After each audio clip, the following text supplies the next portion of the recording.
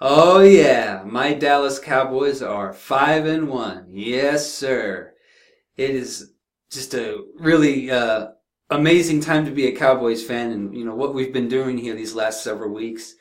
And man, it seems like we've been doing everything right, obviously, because we're winning, and like establishing the running game, and defense is improving, and it's continuing on, and we're still stacking up them dubs and going into the bye week 5-1. We go into the bye week with momentum and off of a win, and it gives us all the confidence in the world to go beat up them Philadelphia Chickens, and hopefully the other teams that we play too, because Ben Roethlisberger is going to be out, so hopefully we'll be able to take care of the Steelers and the Giants, get revenge on those bastards and everybody else. But we won't get ahead of ourselves too much. Let's just go ahead and go over here and talk about what we did right against these Packers here. Uh, First of all, we had another opening drive where we got a touchdown. And I love that. It started off earlier like, oh, we would start off good, but then we would only get a field goal or something like that. But now we're starting off every opening drive with a touchdown. And I love that. And we did exactly what I said in the pregame video. Who cares if they're the number one rushing defense? I don't care. Run at their ass anyway. And we did, because we got Eazy-E back there. And that defense the Packers defense has never gone up against a running back like Eazy-E. And he did. And so we got in there. And again, Dak being Dak, poised, cool, calm, and collected, went back there, got everybody involved like Cole and T. Willie, Butler, Witten, everybody. And of course the offensive line doing a tremendous job protecting him and getting those holes open for Zeke. And so we went in there, scored first on the first opening drive. And our defense, hey man, I thought that Aaron Rodgers would get at least 100 yards or more. At the rate, because Rodgers is the type of quarterback that can shred you to bits and get 300, 400 yards passing, and throw 4 touchdowns in a game, or he's that good. But despite the fact that our defense didn't really put too much pressure on him, we didn't get like a lot of sacks. I think that the Packers had we were able to get some turnovers there, which is great. So that helps, obviously. So if we can't sack him, as long as we can get some picks or some fumble recoveries, then it's okay. As long as they're making the mistakes and we get the recovery, it's all good. That's how you win, and pretty much we did. And I think also it helped us that for whatever weird reason, the Packers just offensively, they weren't clicking for some reason. I don't know what's going on with them, but they just couldn't click. They couldn't execute properly. I don't know what the deal was, but hey, it's not our fault that they sucked today on offense. So we just took advantage of it. We made the turnovers that we were able to get on there, and they made more mistakes than we did, and that's why we won. And our defense did really well because they only got one. They got field goals and about 3 field goals and 1 touchdown. So shit, as long as it's that only 1 touchdown and not 3 or 4 touchdowns, then it'd be a different story. But we stopped them to field goals, made turnovers. That's how you win ball games. And I think the main thing is that we went up to Green Bay, which is a very hard place to play, even though it's not like winter or January yet. But still, regardless, it's a very tough atmosphere to win, just like Foxborough and places like that. But we were able to win on the road, which is great. Getting a road victory is always a great thing. And we won without Dez. We won without Scandrick. We played a half without Mo Claiborne. Romo, but I don't want him in there anyway.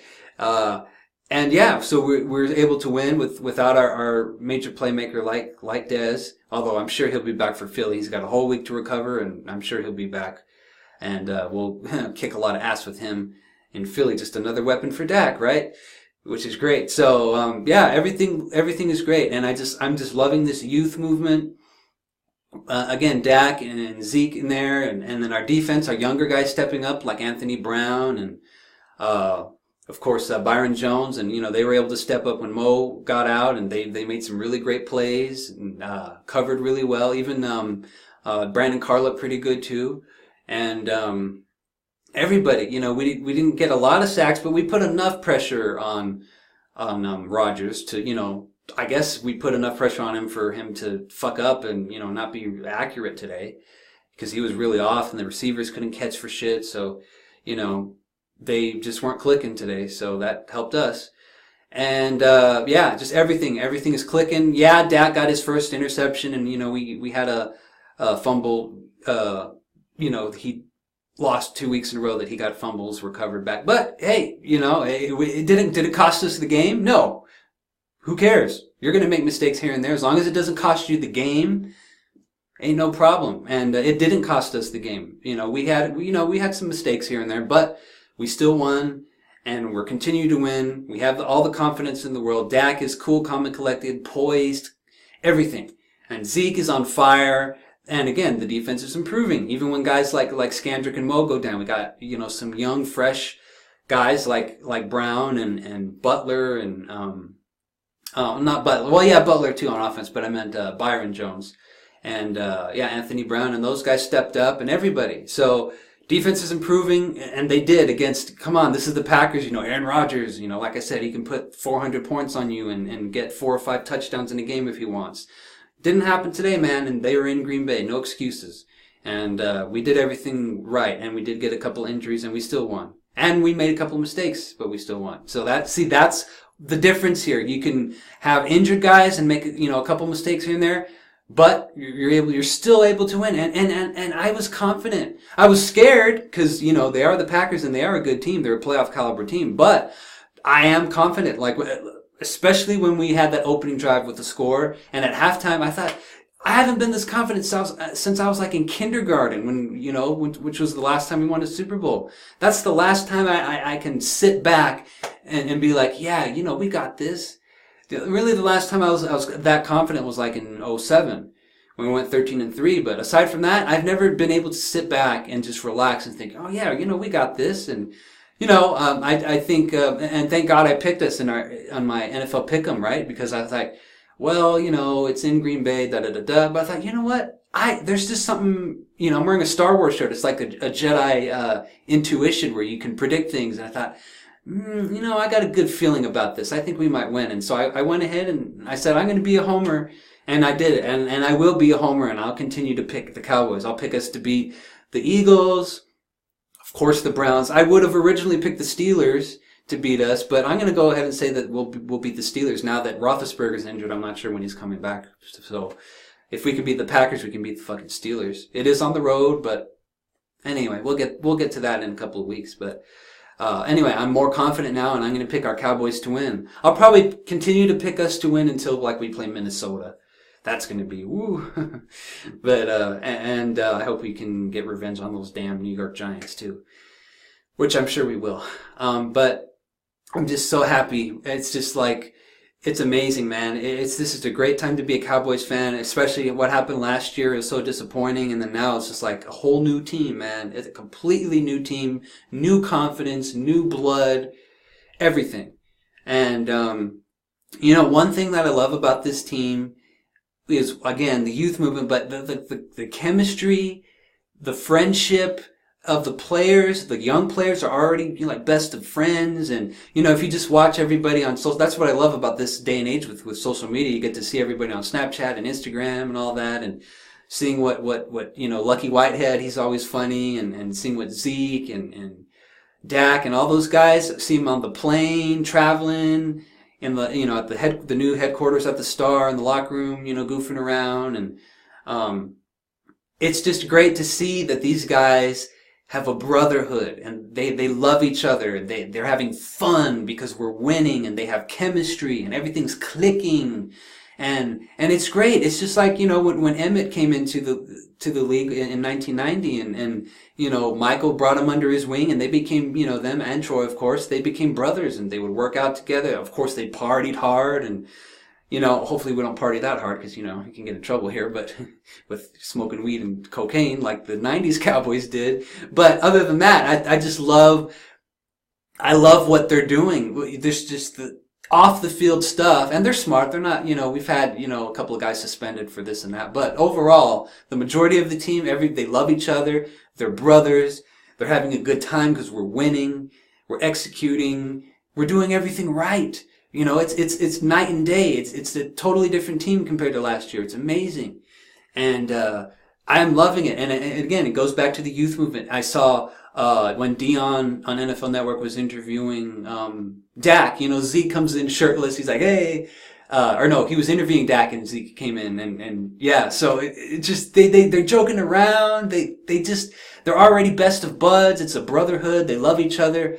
You know, everybody's clicking, you know, the coaching staff. Hey, you know, I was never really the biggest Garrett fan, but you know, he's finally got, because Romo originally was Sean Payton and Parcells' boy. And then Wade came in. And then obviously, after Wade had that loss against ironically, the Packers, then he was let go. And then we had the Jason Garrett era. But now Garrett these are his boys. The guys that Garrett drafted, which is Dak and Zeke. These are, and Dez and, you know, a couple other guys too. But, you know, this is, you know, finally guys that Garrett can get from day one. He said, okay, I selected you, like how Jimmy Johnson selected Troy and Emmett. You know, that's what Garrett has, and then Marinelli has improved our defense. It took a while, yeah, and we were very shitty, but, you know, the younger guys are stepping up, like Anthony Brown and Byron Jones and the other, you know, the front seven are improving. Sean Lee's still balling, and thank God he hasn't gotten injured yet. He ran into Mo, of course, but, you know, we have a bye week. Mo will be okay, and we'll get Scandrick back as well.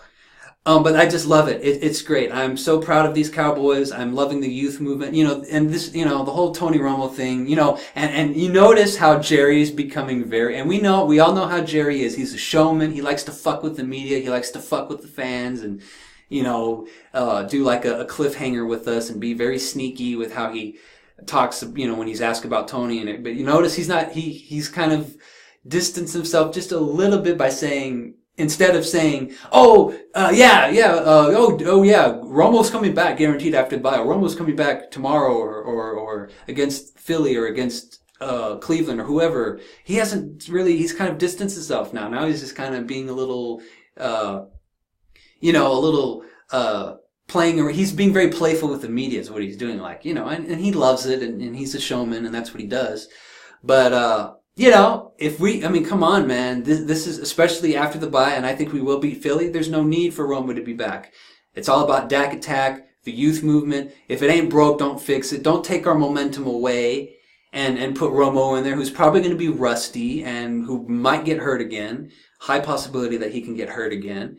And, you know, throw interceptions or, you know, he can't rush for and scramble around and get first downs or touchdowns like Dak has. Come on. He's going to get hurt and he's just going to take all of our momentum away and it's just going to kill the season.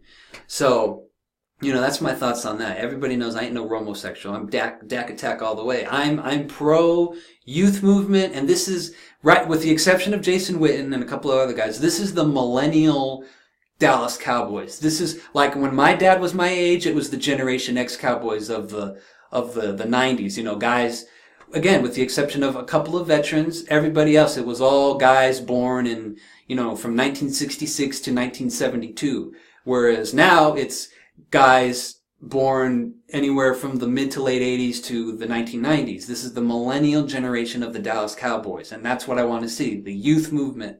Because we already got chemistry. We completely turned the tables now. It's a complete opposite of last year. Everybody's clicking. The young guys and veterans too, like Witten and other guys on the team. It's beautiful. And I love it. This is great. And